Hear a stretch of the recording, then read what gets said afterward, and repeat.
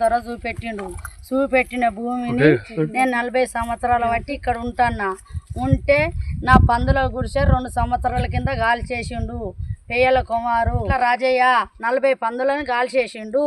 ఎవరి మీద కేసు పెట్టద్దని నాకు ఎస్ఐ సారు రేకులు కొనిచ్చిండు. నీ భూమిని ఎవ్వరు తీసుకోరు అని చెప్పిండు. చెప్పి ఇప్పుడు లేనిది చూసి మళ్ళీ లేనిది చూసి చెట్లను దొబ్బుతారు. సీసాలన్నీ వలగొట్టిరు. పందులు కాసుకొని బతుకుతా. నన్ను చంపేద్దామని జేసీబీతో పొక్క తీసి పెట్టిరు. అక్కడ ఆ ఇల్లు కూలగొట్టిరు, దర్వాజాలు వలగొట్టిరు. నాకు న్యాయం చెయ్యాలి అంతే. నాది నాకు కావాలి. చచ్చిన కానీ ఇక్కడికి వెళ్ళి ఓను. జిల్లా మండలం ముత్తారం.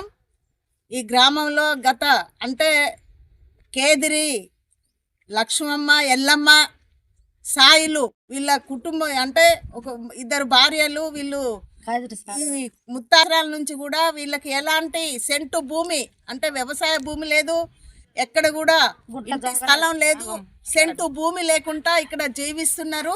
అయితే ఇక్కడ గతంలో మా వెంకయ్య దొర గారు సర్పంచ్గా ఉన్నప్పుడు వీళ్ళ బాధ చూసి పలానా దగ్గర ఒక 4 కుంటల స్థలం ఉంది, మీరు అక్కడ గుడి చేసుకొని అక్కడ ఉండండి, ఈ స్థలం మీకు ఇస్తున్నామని ఆ రోజు చెప్తే అప్పటి నుండి అంటే 40 సంవత్సరాల నుంచి వాళ్ళు ఇక్కడ గుడి చేసుకొని పందులను కాసుకొని బ్రతికే వాళ్ళు. ఊళ్ళో కూడా వాళ్ళింత వీళ్ళింత అడుక్కొని తిని అట్లా జీవిస్తున్న కుటుంబము, నిరుపేద కుటుంబం వీళ్ళు.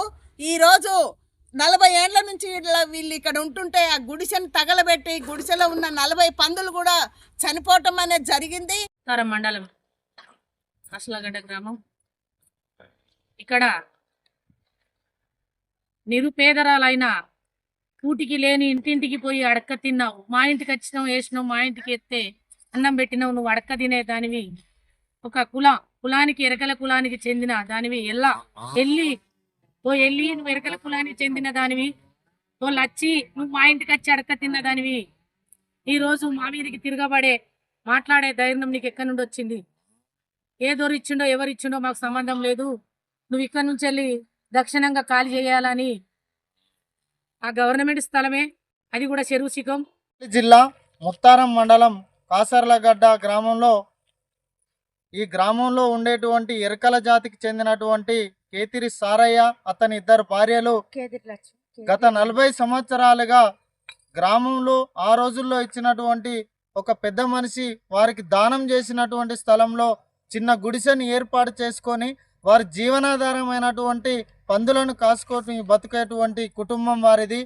ఈ మధ్యకాలంలో ఈ గ్రామంలో రామాలయాన్ని ఏర్పాటు చేయాలనేటువంటి నెపంతో ఏదైతే ఎరకల జాతికి చెందినటువంటి ఒక 3 నుంచి 4 గుంటల స్థలం ఉన్నదో ఆ స్థలంను వదిలేసి ఆ కుటుంబం వెళ్ళాలని చెప్పి ఆ గ్రామంలోని కొంతమంది పెద్దలు వారిని చాలా రకాలుగా ఇబ్బందులు పెడతా ఉన్నారు. కాబట్టి ఈ రోజున ఆ గ్రామంలో రామాలయాన్ని ఏర్పాటు చేయడానికి ఆ కుటుంబం కానీ ఆ కుటుంబానికి భరోసా ఇవ్వడానికి వచ్చినటువంటి ప్రజా సంఘాలు ఎక్కడ కూడా అడ్డు చెప్పడం లేదని, మీ రామాలయాన్ని మీరు ఏర్పాటు చేసుకునే క్రమంలో ఆ ఎరకల జాతి కుటుంబాన్ని ఎవరు కూడా ఇబ్బంది పెట్టద్దని చెప్పి మేము ఈ సందర్భంగా వారికి విజ్ఞప్తి చేస్తూ ఉన్నాం. ఎన్నో సంవత్సరాలుగా వారికి కూడు లేక గూడు లేక అనగారిన జాతికి చెందినటువంటి ఎరకలి జాతి ఈ రోజున గ్రామంలో ఒక పెద్ద ఇచ్చినటువంటి స్థలంలో కనీసం ఇప్పటి వరకు వాళ్ళు ఇల్లు కూడా ఏర్పాటు చేసుకున్నటువంటి స్థితిలో లేని కుటుంబం వారిది. ముత్తారం మండల కేంద్రంలో ఉన్నటువంటి ఎస్టీ ఎరకల కుటుంబానికి చెందినటువంటి కేతిరి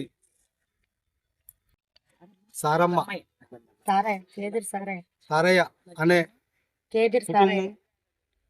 ఈరోజు వారి కుటుంబాన్ని కలవడానికి వ్యవసాయ కార్మిక సంఘం, కేవీపీఎస్, డివైఎఫ్ఐ సంఘాలు రాష్ట్ర కమిటీ నుండి జిల్లా కమిటీ నుండి రావడం జరిగింది.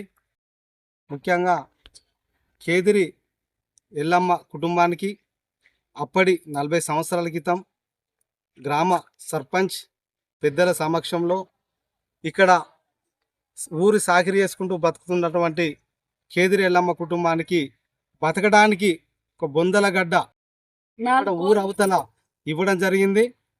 ఆ 40 సంవత్సరాల నుండి ఈ యొక్క బొందల గడ్డను సాపు చేసుకొని శుద్ధి చేసుకొని ఇక్కడ గుడిసె వేసుకొని నివాసం ఉంటున్నారు. వీరు ప్రధాన వృత్తి కాగితాలు ఏరుకోవడం, గాజు పెంకలు ఏరుకొని జీవనోపాధి పొందుతున్నారు. అదేవిధంగా పందులు కాసుకుంటూ జీవనోపాధి సాగిస్తూ గ్రామంలో ప్రతి ఇంటిని అడుక్కొని తినేటువంటి పరిస్థితి. చాలా బీద కుటుంబం. ఈ యొక్క కుటుంబం 40 సంవత్సరాలుగా బతుకుతున్న క్రమంలో ఈ మధ్య కాలంలో సంబంధించినటువంటి సర్పంచ్ గారు, ఇతర గ్రామ పెద్దలు ఇక్కడ రామాయణం కడతా అని చెప్పి వీరిని ఊరు నుండి వెలివేసే ప్రయత్నం జరుగుతున్నాయి. ఈ యొక్క భూమిని లాక్కోవడం అంటే వారి నోటికాడు బుక్క లాక్కోవడం తప్ప మరొకటి కాదని చెప్పి మేము అడుగుతున్నాం. కాబట్టి 40 సంవత్సరాలుగా ఊరికి విసిరేయబడ్డటువంటి ఒక పొందలగడ్డలో నివాసం కొనసాగిస్తున్నారు. ఇది లేకుంటే వాళ్ళు ఎక్కడ బతుకుతారు? వాళ్ళ జీవనోపాధి ఏంటి? అనుకూలంగా స్పందించాలి. ఈ రెవెన్యూ అధికారులు ముంగ నుండి ఏనుగులు అయినా మంచిగా వెనక నుండి పీను పోవద్దన్న రీతిలో ఉన్నారు. ఎస్సీ కమిషన్ కలిసి అయినా ఈ కుటుంబానికి న్యాయం చేరే వరకు, ఈ భూమిని దక్కించుకునే వరకు వాళ్ళ తరపున వాళ్ళ పక్షాన మేము వ్యవసాయ కార్మిక సంఘం, ఇతర ప్రజా సంఘాలు నిలబడతాయని ఈ సందర్భంగా తెలియజేస్తున్నాం.